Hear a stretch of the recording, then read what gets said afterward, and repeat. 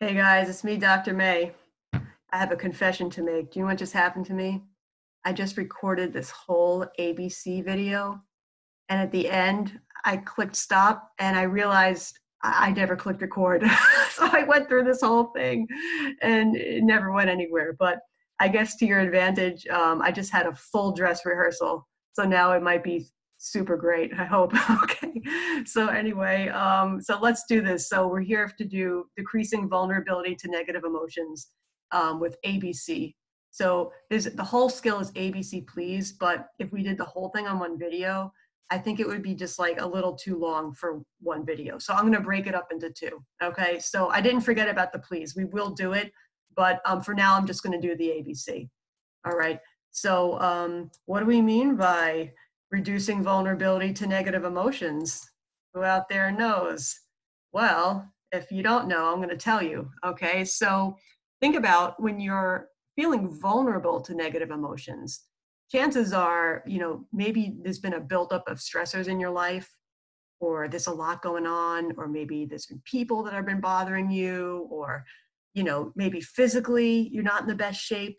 So all that stuff kind of accumulates. And when a stressor comes your way, you're more likely to go off the deep end, right? So that's when you're more vulnerable to stressors. So the ABC please skill is to make us a little bit more strong and resilient. So when stressors come our way, we're in a better position to deal with them. Okay, so maybe we won't have as strong of an emotional reaction, or maybe we'll even have a different emotional reaction. Okay, so in the nutshell, the ABC stands for accumulating positive emotions, the B is for building mastery, and the C is for coping ahead. All right, so we're going to go into detail on all these things, all right, and show you how they're all used to decrease vulnerability to negative emotions. Okay, so the positives is for the accumulating positives, the A in ABC. They're dividing this into short-term and long-term. All right, so the short-term is like, well, what could I do today to feel better? How could I maybe make some more positivity in my life come to my world today? Okay, if you look at the DBT manual, if you happen to have it, they have something called the Adult Pleasant Event Schedule, and it's actually a few pages long, and it has a huge list of all different activities you could try that you might find help you to experience positive emotions. Okay, if you don't have access to that, that's okay. I'm sure there's a whole bunch of stuff you could look up on the internet if you had to. But one thing you could think about is maybe several years ago or when you were a kid, there was stuff that you used to do that made you feel good. But maybe life gets in the way and you start doing other things and you haven't done that stuff in a while. But maybe if you bring it back in a new way, it might be kind of fun again. So for example, maybe you used to like to draw or paint, but you haven't really done it in a long time. But you said, you know what? Maybe I'll try it again. Or maybe I'll get an adult coloring book and that'll be kind of fun because I haven't been artistic in a while, right? And that might be kind of fun. Or maybe it's like, you know what? I always wanted to try cooking. So I could try something new. Maybe I'll try a new recipe. Or I've been watching those cooking shows. I think I could do that. Let me give it a whirl, right? So we could try something old. We could introduce something new. Maybe a little bit of both. You never know. All right. So the idea is when you do something that makes you feel good so that if a stressor comes your way, at least you have these positive activities and experiences that are kind of coming into your life right now that kind of cushion the blow. Okay? All right, so I'm going to give you a warning right now. Okay? I'm going to be introducing another acronym that's not from DBT. It's totally appropriate. It totally blends in with this. And if Marsha Linehan was watching this, I hope she would approve. Okay? But this is called the HEAL skill. Okay? So if you could see that little book icon on the side, there's a book by a guy named Rick Hanson called Hardwiring Happiness. And in that book, he goes into great detail about this HEAL skill, which is based in neuroscience. Okay? So this is legit, stuff that actually works to reshape our brains in a more positive, happier direction. All right. So he talks about following these steps and doing them consistently, and it actually makes us, our brains better. Okay. If we, just like we practice negative experiences and it makes our brains more used to them, if we practice positive experiences, it wires our brain more for positive experiences, okay? So the HEAL stands for have a positive experience, enrich your positive experience, like make it into a bigger deal than it is, absorb your positive experience by letting it sink into you and stick a little bit better, and link positive and negative material in your mind. Last one's an optional step, but I'll explain the value in it when we get to it. Okay, so we're gonna go through the next few slides and explain these in a little more detail. Okay, so have a positive experience. That could relate to the short-term positive experience activities that we were just talking about. So it might be through doing something right now that makes you feel good. But if you're not able to do something right now, you could always, re-perceive your situation by trying to find something positive that's already there that maybe you were overlooking before. So maybe, you're so used to thinking about other, aspects of the situation that you're neglecting something that's really nice, okay? So Rick Hanson talks about how our brains are Velcro for negative and Teflon for positive, okay? So meaning that we tend to cling to negative experiences so much more, and when the positive ones come, we just kind of like, yeah, and we just let it slide. We don't pay too much attention.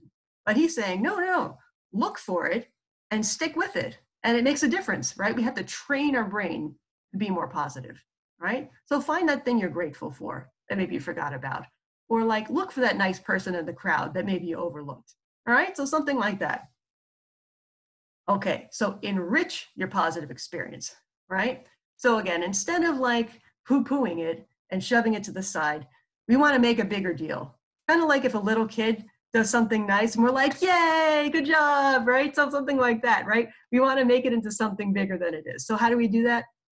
We could stick with it for a little bit longer, right? So instead of moving right on to the next thing, kind of be like, yeah, well, that was real nice, wasn't it? Like kind of savor it, you know what I'm saying? Like rehash it in your mind a little bit, kind of keep the goodness around, right? You could also kind of feel it in your body. So sense it a little bit more, like emotions experienced in our body, so we could sense the happiness or the joy that comes with the positive experience. We could try to encourage it to be more intense by like hyping it up, right? Or we could find something fresh or novel about it. So why would we do that? Because our brains are more likely to remember something and notice it and make a big deal about it if it's something new, right? Kind of like we're always into like the cool new thing that keeps coming online or coming on the news or like the new Twitter update or whatever it is, right? We get excited by new stuff, right? So find something new and interesting about your positive experience and it'll help stay with you, okay? All right, so this one, absorb your positive experience. So you're gonna be like those pancakes soaking in the syrup or like the sponge soaking in the water. Okay, so imagine it, use those images to imagine the positive experience like really soaking into you, physically take it in, let it seep into your cells and totally become a part of you, okay? And once it's inside of you, they say you could use it as a resource that you could draw upon, meaning maybe I'm in a bad situation later, but I could remember that positive thing and it'll help me get through, right? It's like that one thing in the moment from the improve the moment skill. Finding that one thing, yeah, I had that victory, that was really cool. Or you know what, that person really was nice to me and that was really nice. I know I can survive this because people will be nice to me again, right? See how that works? It becomes like a source of resilience. It becomes like a positive resource that keeps us going, okay? All right, so here's the tricky one, the optional one. So the L is for linking positive and negative material in your mind. So if you really are feeling solid in that positivity, then in the back of your mind, you could try to slowly bring in just a little snippet of something negative that maybe is related to that positive thing. So here I had the example of maybe I'm really feeling connected and loved right now, but in the back of my mind, I could remember like not too long ago when I was feeling lonely. So the feeling of being loved right now might shape that feeling of being lonely, kind of like zhuzh it a little bit so that it doesn't feel as bad, okay? So it's sort of like, it kind of colors that other memory with something positive So by the time I remember it again, it's actually a little bit different. Okay, so I'm gonna have a fun fact moment with you. Okay, so memories, okay? They're not like saving a file on your computer, okay? That's only like maybe traumatic memories, which are kind of fixed, you know, they kind of stay the same. But for most other memories, they're fluid. And the way we recall things depends on how old we are, what we've been through, what's going on with us right now, and stuff like that, right? So for example, if you had a birthday party when you were 5, the way you remembered it a week later is very different from maybe how you remembered it when you were 10, and probably very different from how you remember it now. Because each time you're in a different place in your life, okay? Or how you remember a sad memory when you're sad is probably different from how you remember it when you're happy. Oops, sorry, I hit my mouse. Um, so, so what you're doing is each time you dip it, you pull out the memory and you remember it in your current state of mind, you reshape it a little bit, and then you put it back in your brain. And then when you pull it out again, it's a little bit different. And then you zhuzh it again, and it's a little different, and then you put it back in your brain. Okay, so we're doing this on purpose here. So we're pulling out some negative memory while we're in a positive mood, reshaping it while we're in that positive mood, and then putting it back in our mind. So the memory might have a different impact on us because it's colored by that positive feeling. Okay, does that make sense? All right, I hope you're with me. I wish I could ask you, but I can't. But anyway, oh, sorry, wrong direction. Okay, so this is Rick Hanson, the one I was talking about. If you want, if you're so interested, look him up on YouTube, check him out. I think he has a website. It's probably something like rickhanson.com, but I'm not really sure. But he goes through this heal skill in a lot of his videos. And if you check out his Hardwiring Happiness book, there's a lot of different kind of mindfulness type practices that go through the heal skill for a variety of different situations. So it might be very interesting to you if you know if you like it. Okay. So enough of that. Back to regular DBT. Okay, we're still on A. Believe it or not, we're actually still on the A of ABC. All right, so this is accumulating positives for the long term. So before we talked about short term, now we're talking about long term. Okay, so this has to do with thinking about what's really important to us. What's the bigger picture in my life?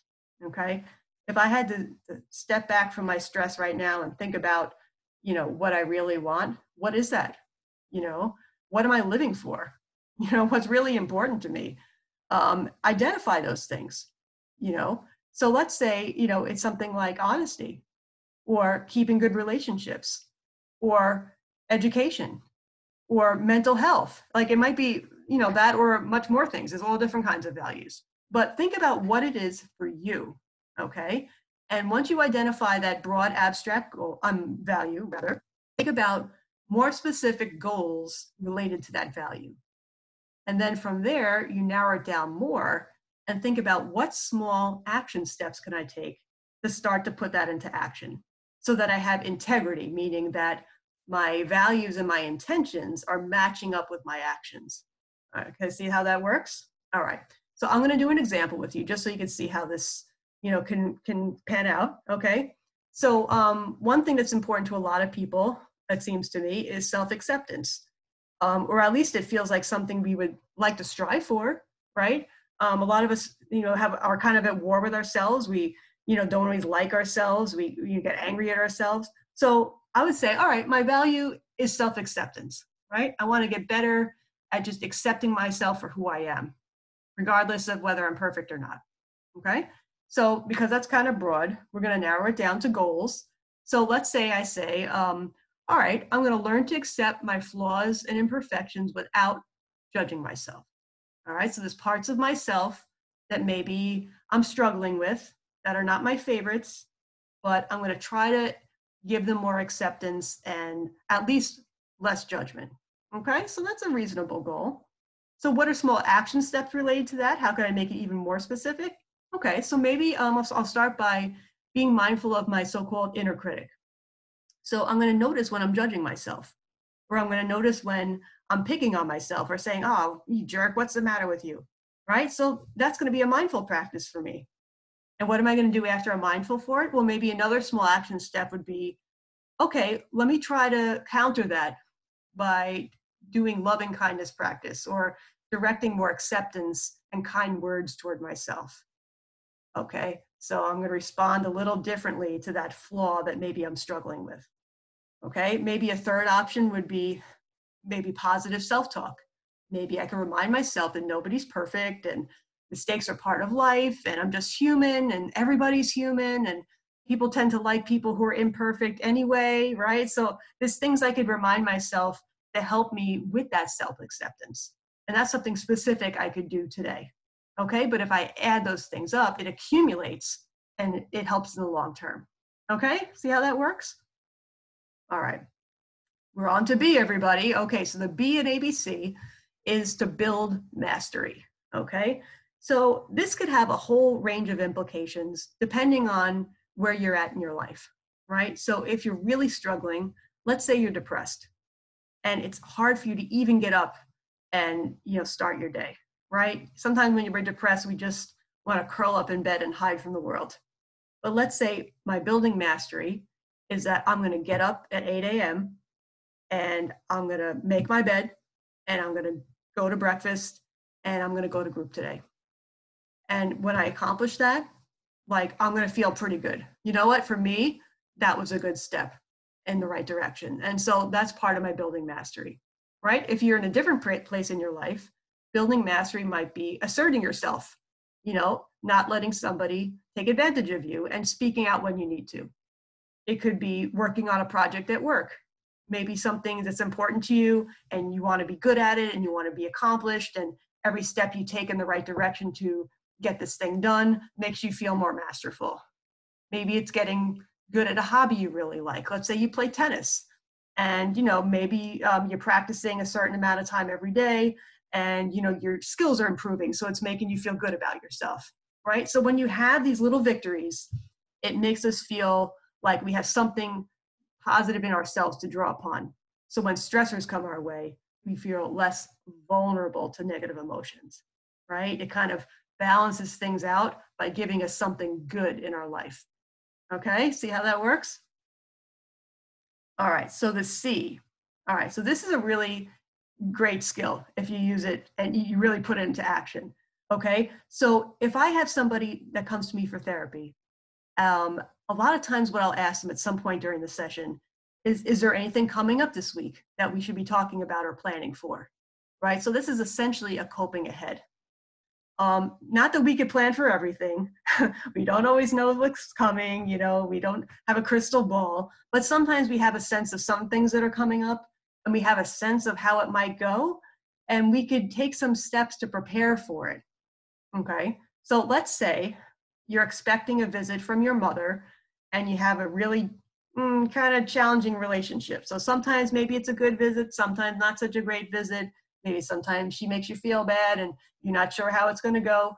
All right, so let's cope ahead. Let's plan for this visit. So you meet with her and she says such and such. Now, what are you going to say? Or let's say you get really uncomfortable. How are you going to end the visit? If you need to leave and do you have a ride home? Can you drive? You need to get an Uber. You need to get a friend to pick you up. Is there somebody you could call if you're really stressed out? Can you step out and go to the bathroom and calm yourself down if you're really upset before going back out and talking to your mother? See, there's a lot of little things, anticipating obstacles, anticipating challenges, and thinking about how would I handle these different things. So this way, when you get to the situation, you're not caught off guard, right? If you're caught off guard, you're much more likely to be vulnerable to whatever the emotional reaction is that you're going to have. But if you plan ahead and you could cope with it better, you problem solve, so to speak, you might be much better at dealing with it and therefore may not end up getting that emotional in the end. Okay, so really good skill. If you want, pause the video and write these steps down if you don't have them already in a manual or something, because you could literally journal about this and plan it out if that helps you. Or you could do it with a friend or a therapist, kind of rehearse these sorts of things and go through these steps. All right. So ABC, okay, reducing vulnerability to negative emotions, really helpful. So I hope you guys will give it a try. The please will be coming in another video, so stay tuned for that. All right, so hope this was helpful, and I'll see you soon, okay? Take care now. Bye.